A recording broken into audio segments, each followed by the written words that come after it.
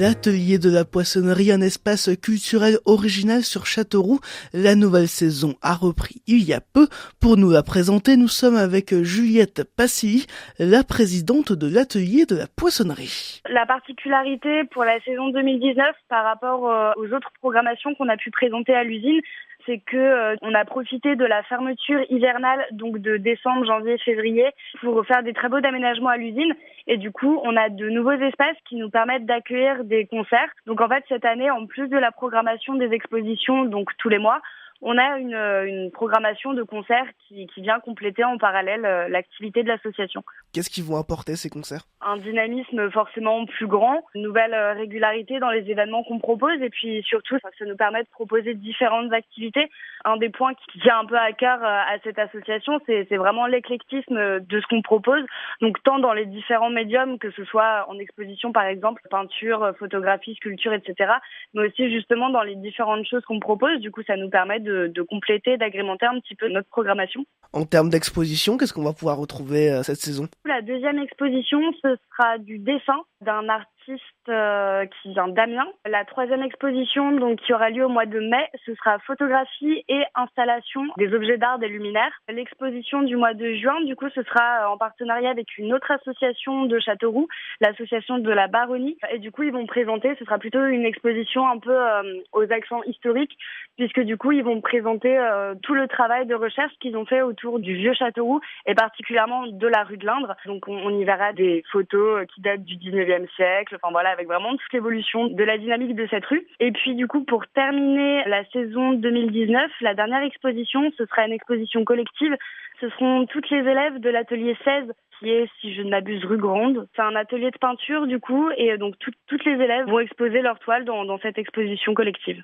Donc si je comprends bien, il y a des artistes locaux, mais pas que. Oui, voilà, c'est ça. Notre point particulier à l'usine, du coup, c'est vraiment de promouvoir les artistes émergents. Et bon, on essaye de mettre l'accent forcément sur les artistes locaux. Mais voilà, après, du coup, donc Damien, qui va exposer en avril, vit et travaille actuellement à Amiens. Donc on essaye aussi de dynamiser un maximum. Là, vous habitez sur Paris, je crois ? Oui, moi, du coup, je suis originaire de Châteauroux. Enfin, j'ai fait mes études collège-lycée. Du coup, après mon bac littéraire, j'ai fait 2 années de prépa à Paris. Et c'est comme ça, du coup, que j'ai rencontré Ness Silberman, la deuxième personne qui ont impulsé ce projet. Et du coup, alors, c'est cette origine castelroussine qui vous a permis de trouver ces artistes locaux, même si vous n'y êtes plus ? Oui, forcément. Donc le fait d'être venu à Châteauroux pour faire ce projet-là, ça a été peut-être un petit peu plus facile puisque forcément, comme je suis originaire de la ville, je connais déjà forcément quelques personnes, quelques artistes. Mais après, ça s'est quand même beaucoup développé à partir de ce projet-là, puisque forcément, ça crée des contacts, un réseau, etc. C'était important pour vous d'ouvrir un lieu de culture, un nouveau lieu de culture à Châteauroux ? Oui, bien sûr. Je sais que moi, quand j'étais au lycée, du coup, j'étais au lycée Pierre et Marie Curie, option art plastique. Et c'est vrai que s'il y avait eu un lieu comme ça à Châteauroux, j'aurais été la première à être super contente. Donc je trouve que c'est important, effectivement.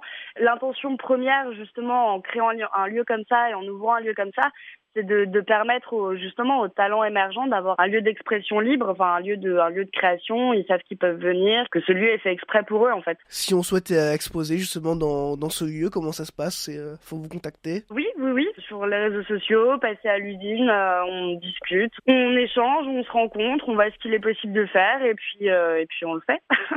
Là, c'est la 3e saison d'Atelier de la poissonnerie ? Oui, du coup, on a ouvert en septembre 2017, donc deuxième saison et demie, quoi. Ça commence à prendre, le succès commence à apparaître. J'irai peut-être pas jusque-là, mais oui, c'est positif dans tous les cas. À partir du moment où on voit que ce qu'on propose, l'ampleur des activités qu'on propose n'est pas régressive, c'est forcément positif, puisque du coup, l'avantage aussi avec ce projet-là, c'est que c'est un projet en évolution, en constante évolution, et du coup, tout le challenge, c'est justement de réussir à l'agrémenter au fur et à mesure et d'accroître les activités qu'on peut proposer et surtout toujours dans de meilleures conditions forcément. Et comme on arrive à peu près à s'y tenir en ayant d'année en année toujours de nouveaux espaces exploitables à l'usine, de nouvelles activités, etc., c'est forcément positif. Maintenant, on a ouvert les adhésions de l'association puisqu'avant justement pour des questions de sécurité puisqu'on est dans un local en cours de rénovation, les adhésions n'étaient pas ouvertes, mais là du coup comme l'intégralité de l'espace intérieur est exploitable, du coup on a ouvert les adhésions de l'association. Donc il est possible de s'inscrire pour venir participer à l'organisation des expositions, de la programmation, enfin voilà. Et vous êtes à la recherche de bénévoles, j'imagine. Oui, on n'est pas contre des bras ou ça c'est sûr, un petit peu de soutien, juste de la participation. Enfin vraiment, l'intérêt de ce projet, c'est que ce soit quelque chose de collectif, de participatif, et c'est ce qui en fait tout l'intérêt d'ailleurs. La saison, elle va de mars à juin, c'est ça? Juillet, oui, pour l'instant, ce sera fermé en août. Et puis après, je pense qu'on fonctionnera sur le même principe que l'année dernière.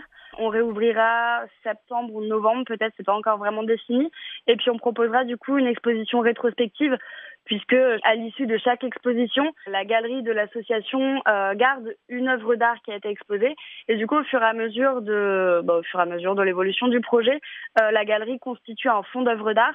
Et du coup, l'idée, c'est que on fasse une exposition rétrospective tous les ans, en créant un petit peu les choses dans la mémoire et puis de permettre aux gens qui ont raté les expositions de quand même savoir un peu de quoi il était question. Et puis du coup, à l'issue de cette exposition rétrospective, l'association fait éditer un magazine, justement un magazine annuel qui montre un petit peu toute l'évolution du projet, toutes les différentes personnes qui y ont participé. Et donc voilà, donc ça ce sera plutôt septembre-octobre, juste après la saison, quoi, pour conclure la saison. Le fait que cet atelier de la poissonnerie soit dans une ancienne usine, qu'est-ce que ça apporte ça apporte de la curiosité aux spectateurs qui viennent? Oui, bah forcément, c'est vrai que c'est un lieu assez atypique en soi, et tant mieux parce que c'est aussi ce qui nous plaît beaucoup dans ce local-là. Dans l'association, il y a vraiment une volonté d'autonomie par rapport aux locaux qu'on occupe, et il y a vraiment aussi cette volonté de réhabilitation. Enfin, c'est très ancré dans des questions d'héritage patrimonial, historique, etc.